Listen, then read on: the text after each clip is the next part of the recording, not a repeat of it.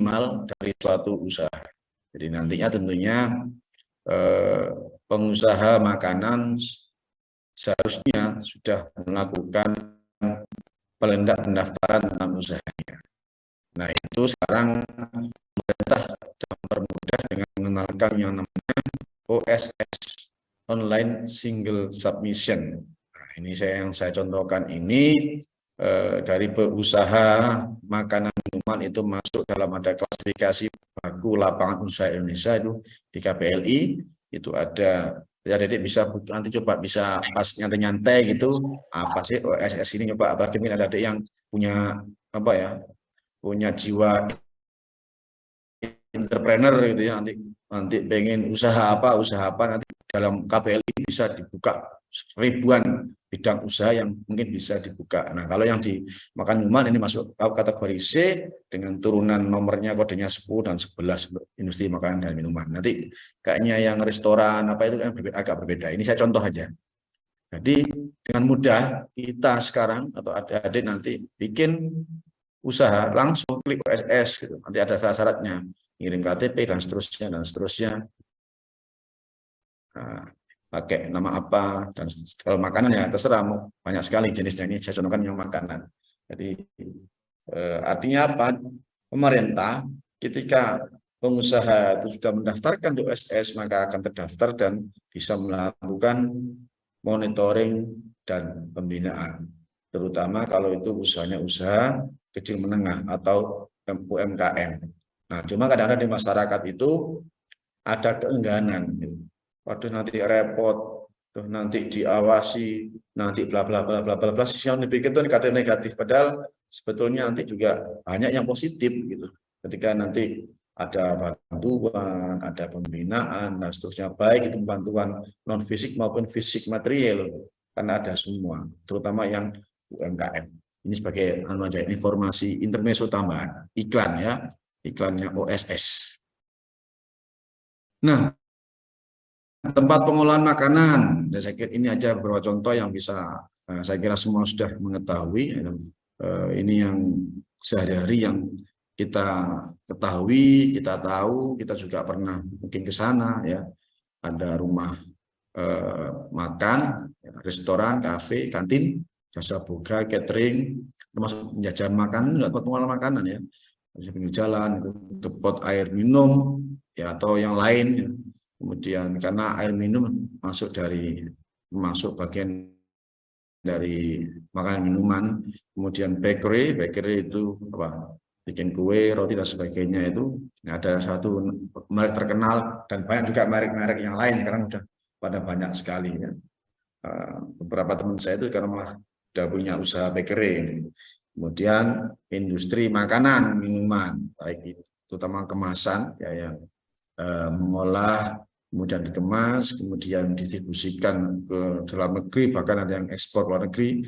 Kemudian di sana ada berbagai macam persyaratan yang harus dipenuhi. Ini tempat-tempat pengolahan makanan yang bisa dijadikan tempat untuk menginspeksi. Nah, ini apa tujuan inspeksi? Nah, tujuan inspeksi, kalau ini diperhatikan betul ya, tujuan inspeksi ini ada 3. Jadi yang pertama, memantau atau memonitoring sanitasi tempat pengelolaan makanan secara berkala. Artinya berkala berarti bisa jadi artinya rutin ya kan, jadi mingguan atau malah mungkin harian atau malah tiap jam, ya, tergantung nanti SOP internal. Kalau dari luar saya kira mungkin jam-jaman, tapi kalau dari luar mungkin biasanya dari Puskesmas itu mungkin bulanan atau tribulanan ya, atau semesteran gitu ya, berkala gitu. Mantau secara berkala. Kemudian tujuan inspeksi juga adalah sebagai sarana untuk membina ya, dan meningkatkan partisipasi aktif atau peran serta masyarakat dalam menciptakan kesehatan lingkungan di tempat pengelolaan makanan. Ini. Jadi tidak semata-mata kemudian apa? Jadi inspeksi ini bukan kemudian seperti penyelidikan gitu, kemudian menemukan apa kesalahan dan yang melanggar ditutup dan seterusnya. Yaitu nanti karena ada pembinaan dulu. Dan yang ketiga, adalah mencegah timbulnya penyakit menular atau communicable disease ya, dan PAK, penyakit akibat kerja di restoran dan sebagainya, atau occupational disease. Nah, ini tujuan, tentunya juga ada tiga tujuan utama. Tujuan yang lain bisa dimasukkan adalah, tapi intinya tiga tujuan utama ini yang menjadi pokok dari diadakannya inspeksi sanitasi di tempat pengelolaan makanan. Kemudian langkah-langkah ini juga harus kita pahami betul-betul ada dia. Jadi tentunya sama seperti investigasi kemarin. Yang pertama adalah pasti persiapan dengan sebaik-baiknya. Artinya apa? Menyiapkan ya, tim, gitu ya, termasuk juga perlengkapan ya, terkait dengan pemeriksaan sanitasi di tempat pengelolaan makanan. Jangan lupa timnya harus lengkap sesuai, harus mendapatkan persetujuan atau surat tugas dari atasan. Kalau itu levelnya puskesmas, mungkin dari kepala puskesmas begitu ya. Kemudian setelah itu, setelah menyiapkan itu, kemudian juga dalam persiapan itu juga sudah menetapkan lokasi-lokasi mana yang akan dituju. Ini inspeksi yang sifatnya sudah rutin yang terdaftar atau belum. Kalau sudah terdaftar berarti memang sudah ada nama-nama tempat pengelolaan makanannya, adalah warung A, kafe B,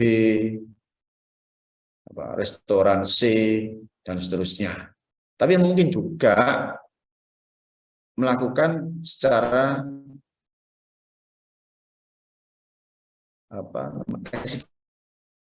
aksidental.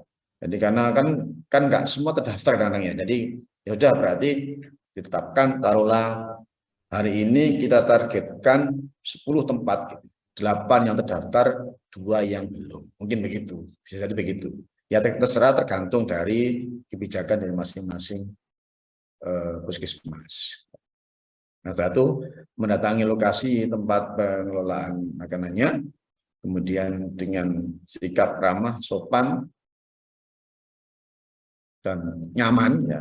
Jadi jangan datang-datang, jangan datang seperti APH ya, atau APH ya, aparat penegak hukum, seolah-olah begitu, sudah bikin pegang, takut ya. Jadi yang bersahabat ya, nyampaikan maksud kunjungan ke sana ya. Tentunya mesti nemui, Mas, mana ini, siapa ini penanggung jawabnya ya, ditemui ya. Temui, menyampaikan. Baru kemudian setelah mendapatkan persetujuan dan kondisi yang enjoy begitu, dilakukanlah pemeriksaan. Mulai dari seluruh tempat diperiksa, kemudian dari hasil pemeriksaan yang dituangkan dalam lembar hasil pemeriksaan, dilakukanlah scoring, penjumlahan, dianalisis, dan menyimpulkan hasil pemeriksaan. Nah, ini bagus, sedang, atau mungkin kurang bagus. Kemudian memberikan saran perbaikan dan menuju kembali ke puskesmas dan membuat laporan. Ini secara umum dari langkah pelaksanaan inspeksi. Gampang kan? Bayangkan aja sudah, kalau adik-adik dapat tugas apa itu lab, kan begitu. Siapa ya, bawa pulpen, bawa buku, bawa apa, alat-alat rekam dan sebagainya, tentang lokasi, menyampaikan, maksudnya sama. Sama seperti kita kalau adik-adik dapat tugas turlab dari dosen, kan seperti itu, hampir sama seperti itu. Namun kalau inspeksi sanitasi ini umumnya dari puskesmas, karena menjadi tanggung jawab puskesmas ya, yang membawahi wilayah-wilayah ya, di mana di situ ada tempat pengelolaan. Ya, sampai sini ada pertanyaan?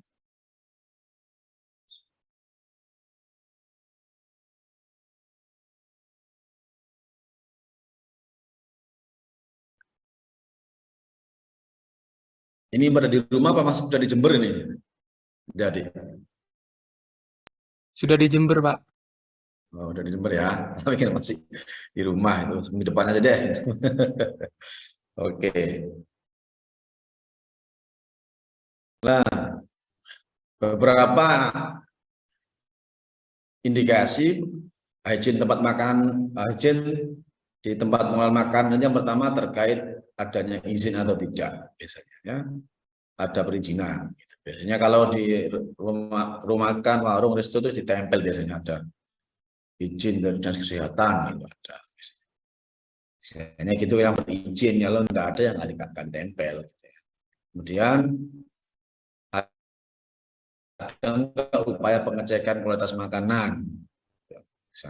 Nggak asal beli bahan baku, tapi itu artinya apa? Ada mekanisme quality control di sini, ya. Kemudian ada enggak inspeksi yang dilakukan, ya, baik secara terutama secara internal, inspeksi internal ada enggak ini.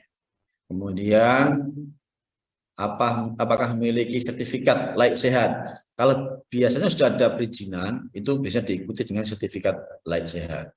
Nah, mungkin juga nanti layak sehat, ini tempatnya ada juga layak sehat untuk pengolah, ya, atau penjama makanannya, petugasnya. Itu biasanya nanti dari dinas itu secara berkala, hampir tiap tahun itu ada program pelatihan kepada penjama makanan, ya, petugas-petugas dan sebagainya, untuk mendapatkan wawasan tentang hygiene dan makanan. Itu ada sertifikatnya. Kemudian lokasinya jauh nggak dari sumber pencemar, taruhlah nggak dekat dengan tempat sampah, maksudnya tempat TPS, ya, tempat sampah, TPA, nggak dekat dengan sungai yang bau, dan seterusnya. Makanan relatif tertutup begitu, sehingga kontaminasi bisa dihindarkan. Kemudian memenuhi persyaratan sanitasi pengolahan makanan, dan bahan pangan dan makanannya tidak mengandung zat yang berbahaya. Ini indikator, berapa indikator terkait tempat pengolahan makanan. Nah, adapun alur ada ya. Alur dalam infeksi itu diawali dulu dengan secara general, ya. Secara general itu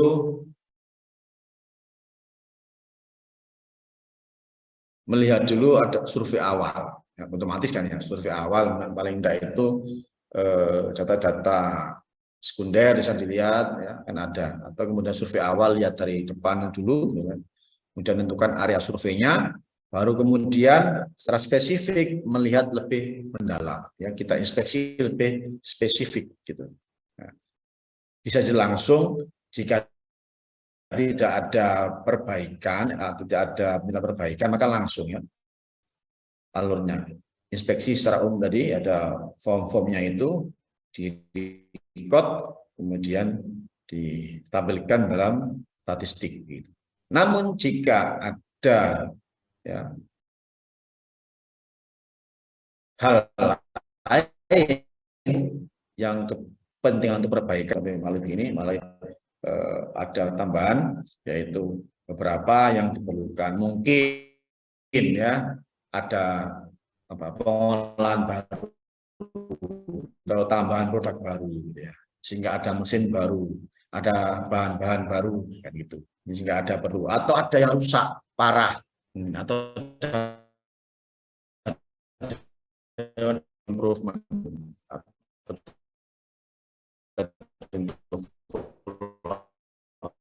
perbaikan, direkomendasikan follow up inspeksinya, tetap dilaporkan dan dibuat angka-angka statistik. Kenapa ini penting statistik ini? Karena berkala, otomatis taruhlah bulan 1, ya, hasil inspeksinya seperti apa. Kalau diangkakan taruhlah masuk nilai 70, ya. Nah, bulan kedua nanti muncul lagi, oh nilai 75, berarti ada kenaikan, ada progres, atau justru malah turun. Nah itu pentingnya di catatan statistik ini untuk melihat trennya dari beberapa kali inspeksi ini diindahkan apa enggak temuan-temuan ini untuk diperbaiki. Di sini ada pertanyaan, monggo? Oke, tidak ada. Nah, dari situ ada adik tadi ya, kalau sudah berdasarkan waktu, itu ada incidental follow up inspeksi, ya, cara pengawasan lanjut ya, ada rutin follow up inspeksi, ya, pada waktunya. Kemudian kalau berdasarkan materinya tadi, ada general inspeksi, kemudian spesial inspeksi tadi yang lebih mendalam tadi, yang sudah menentukan di bagan. Nah, apa saja manfaat dari pemeriksaan tindak lanjut ini ya, ketika ada follow up inspeksi? Yang pertama, masalah yang timbul segera diketahui dan diperbaiki, jadi gercep gitu ya, cepat. Jangan sampai kemudian menjalar kemana-mana begitu. Ini jadi masalah. Kemudian yang kedua, masalah yang timbul segera diketahui dan dicarikan jalan pemecahannya, dicarikan solusinya yang tepat, gitu ya. Sehingga yang ketiga, jika ada kerusakan kecil, segera diketahui dan diatasi. Hal ini akan bisa meningkatkan efisiensi dari tempat pengolahan makanan tadi, sehingga tidak jadi pemborosan, efisiensi.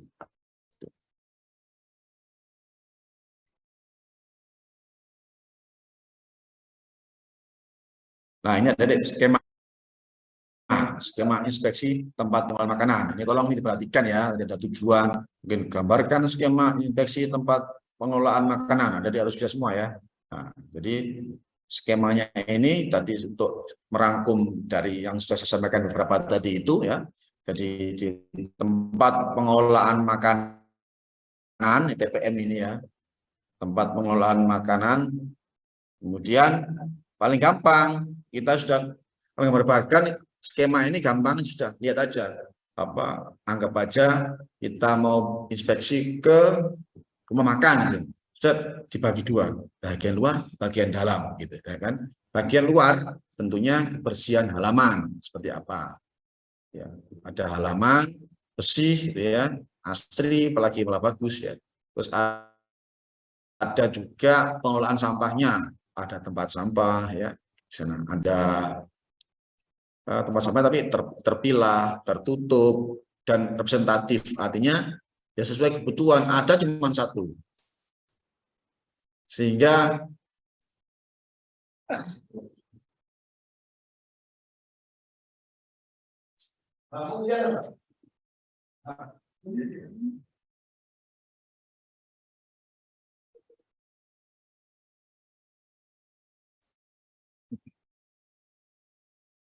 ya, jadi ada tempat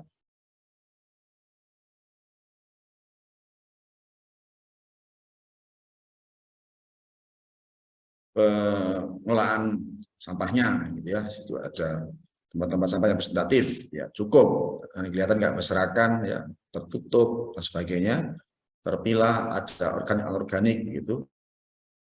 Kemudian juga ada pengelolaan air limbahnya, juga ada spalnya, kelihatan tahuan ya.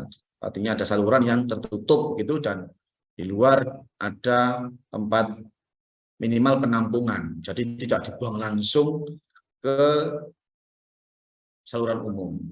Begitu. Berarti ini bagian luar, oke. Baru kemudian masuk ke bagian dalam. Bagian dalam kita lihat dulu konstruksi secara umum ya. Konstruksi bangunannya secara umum kita lihat. Yang pertama, lantainya seperti apa ya. Lantainya tentunya harus kedap air ya. Bersih gitu, tidak licin dan sebagainya. Dinding saat juga dilihat, dinding juga kedap, bisa memungkinkan dari tembok dan bersih ya.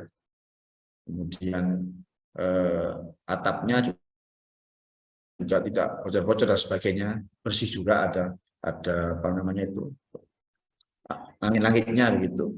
Dan pintu plus jendela ya, penerangan baik penerangan alami dari sinar matahari maupun pencahayaan buatan dari lampu atau dari tentunya lampu listrik, tentunya kemudian ventilasi terkait dengan sirkulasi udara. Ya. Ventilasi ini bisa jadi AC ya. Kalau ventilasi pakai AC berarti bisa jadi semua jendela ditutup gitu. Jadi nanti jangan salah ketika masuk ke tempat pengelolaan makanan, kalau lupa jendelanya tutup semua rapat-rapat, tapi pakai AC, berarti dia ada ventilasi tetap, karena AC juga berfungsi untuk sirkulasi udara yang bagus juga. Kemudian yang keenam adalah fly and rat proofing. Rat proofing yaitu sarana pencegah masuknya serangga dan pengerat, ya, tikus. Jadi lubang-lubang dicek, oh lubang-lubang itu semua diberi kawat kasa gitu ya, atau untuk mencegah agar tikus atau lalat tidak bisa masuk. Sikapnya ada trap dan sebagainya. Artinya ada upaya-upaya untuk menghalangi masuknya lalat dan tikus ya, atau vektor dan rodent. Kemudian setelah masuk konstruksi ya, setelah konstruksinya oke, kemudian kita masuk ke melihat fasilitas-fasilitas yang ada. Tentunya di dalam tempat pengolahan makanan harus dilengkapi dengan fasilitas sanitasi seperti toilet, ya, WC, kemudian kamar mandi, tentunya dapur ini yang utama. Ya, dapurnya ini dibuat seperti apa? Ya, tentunya dapurnya harus bersih, ya, tata letaknya bagus, seterusnya, tempat cuci tangan, tempat cuci alat-alat, kemudian alat pakai. Nah, tapi jangan lupa berarti juga di sini harus ketersediaan air bersih yang cukup ya dan berkualitas, memenuhi persyaratan-persyaratan sebagai air bersih. Ini juga tambahin lagi ada sabun dan seterusnya ya. Ini semua ada, tapi kalau nggak ada airnya ya nggak ada sabunnya ya percuma, sama saja ya. Kemudian yang ketiga di bagian dalam ini ada makanannya, artinya baik itu bahan maupun yang sudah jadi ya. Bisa dilihat bagaimana cara menyimpan bahan makanannya. Tentunya cara menyimpan pisahkan ya antara bahan yang basah dan kering, minimal itu ya. Bahan basah dan kering simpan ya, dipisahkan. Kemudian tertutup dan sebagainya sehingga tidak mungkin masuknya binatang yang cepat mengganggu kualitas bahan makanan. Ya. Dan artinya cara penyimpanan ini kan dinilai. Kemudian juga yang kedua dinilai juga cara pengolahannya. Ini dilihat tempat pengolahannya bersih, terutama yang saniter, dan juga tenaga pengolahannya. Kemudian yang ketiga cara transporternya, ya pengangkutannya seperti apa. Kemudian cara penyimpanan makanannya jika disimpan, jika langsung saji, bagaimana dicek cara penyajiannya. Inilah skema inspeksi tempat pengelolaan makanan. Di sini ada mungkin yang disampaikan, ada ditanyakan, monggo. Ada yang kurang, ada yang menambahi, silakan. Gimana Mas Seprian? Ada pertanyaan Mas Seprian? Sejauh ini belum ada, Pak. Bisa dipahami ya, Mas Seprian ya? Bisa, Pak.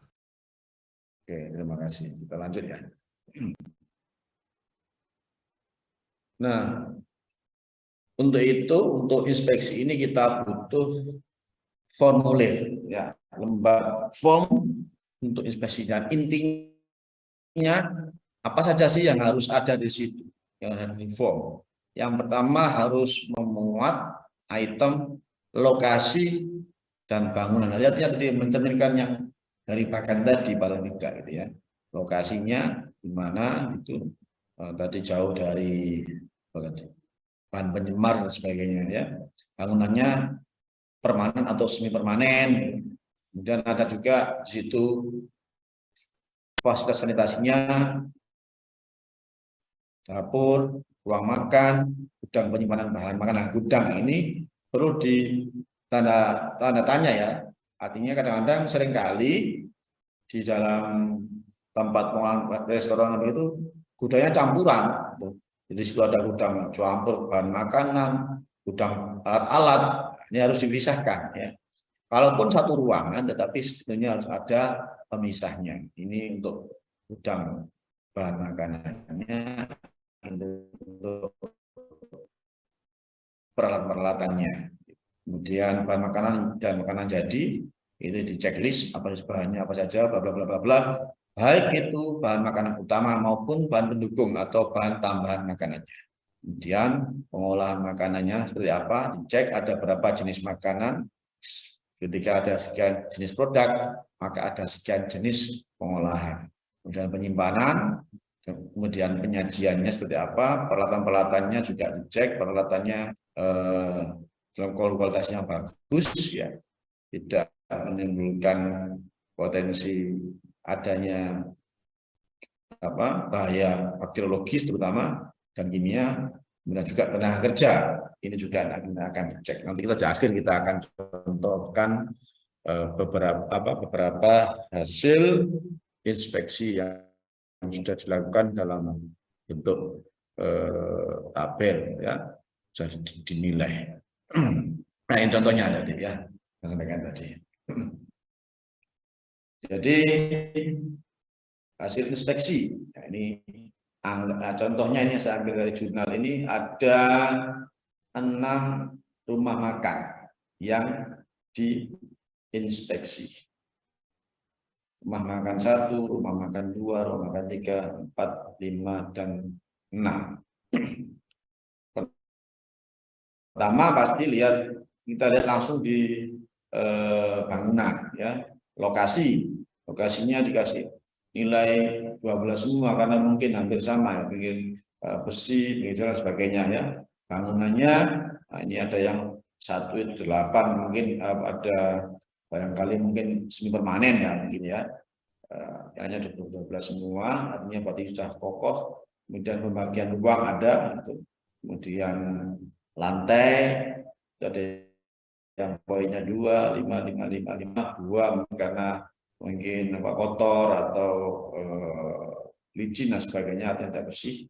Kemudian atau bahkan mungkin kalau nggak mungkin kalau dari tanah pasti kasih 0 ini. Berarti ini tetap ada kedap air kayaknya. Cuman mungkin plester biasa dan mungkin agak rusak. Ya.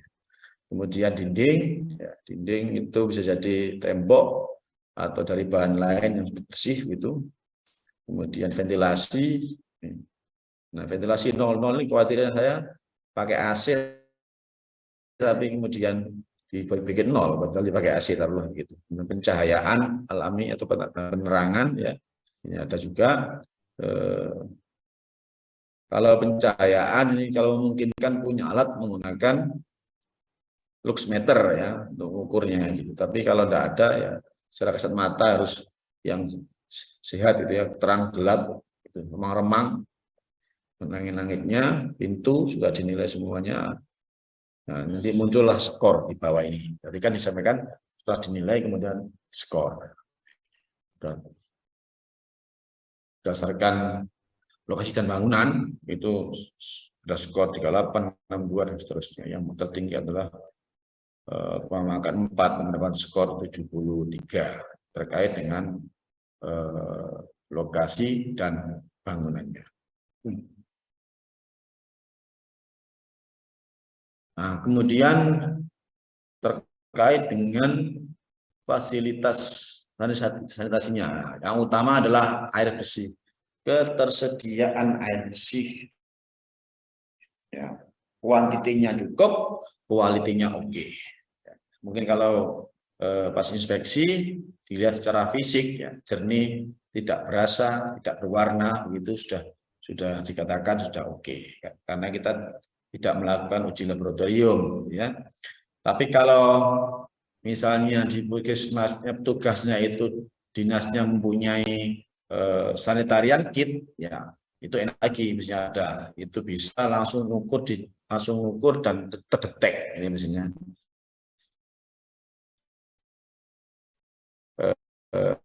berapa langsung muncul. Ada alatnya sudah. Itu ada di sanitarian kit. Dan pembuangan air limbahnya, artinya pengolahannya ada banda, toilet dan seterusnya, tempat sampah, tempat cuci tangan, tempat cuci peralatan, tempat cuci bahan makanan, ya. Kemudian loker karyawan, peralatan pencegah maksudnya serangga tadi dan sebagainya. Sehingga nanti total ada muncul sekian. Ini yang tertinggi juga rumah makan nomor 2, rumah makan 2. Nah, hasil penilaian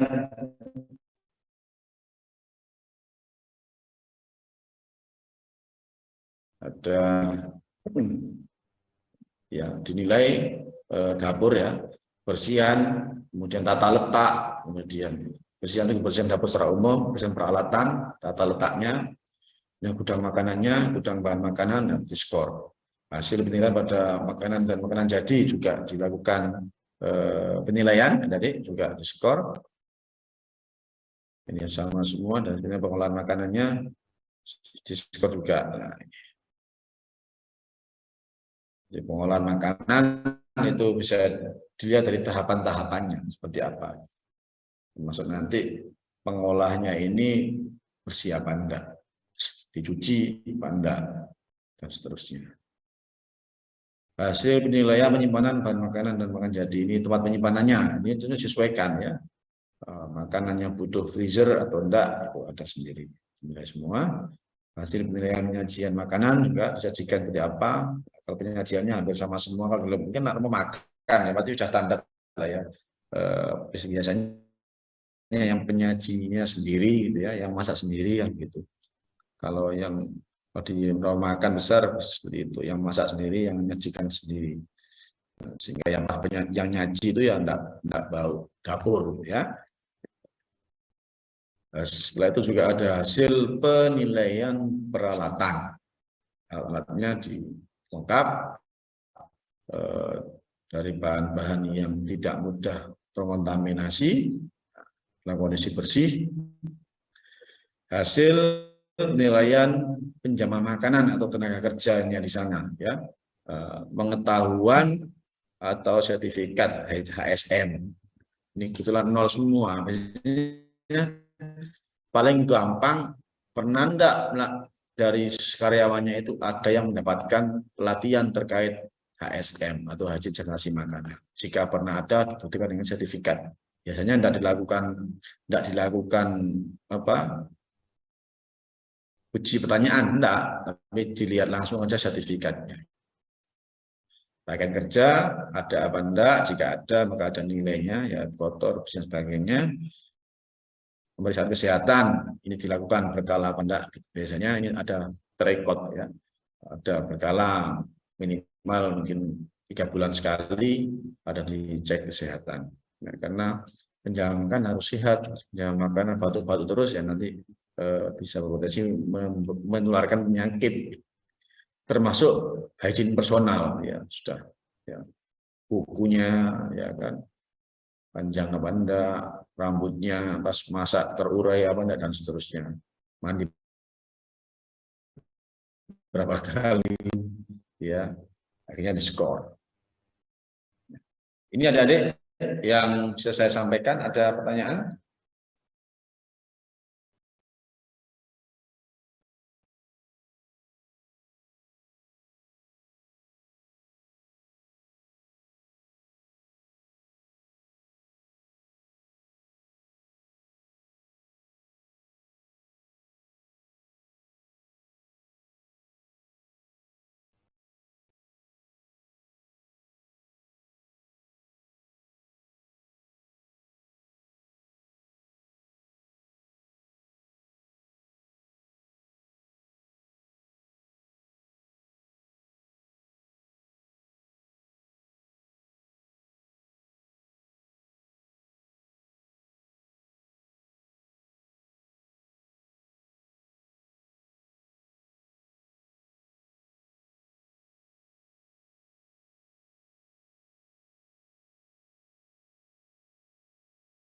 Oke, jika tidak ada bisa kita akhiri ya, Dede ya.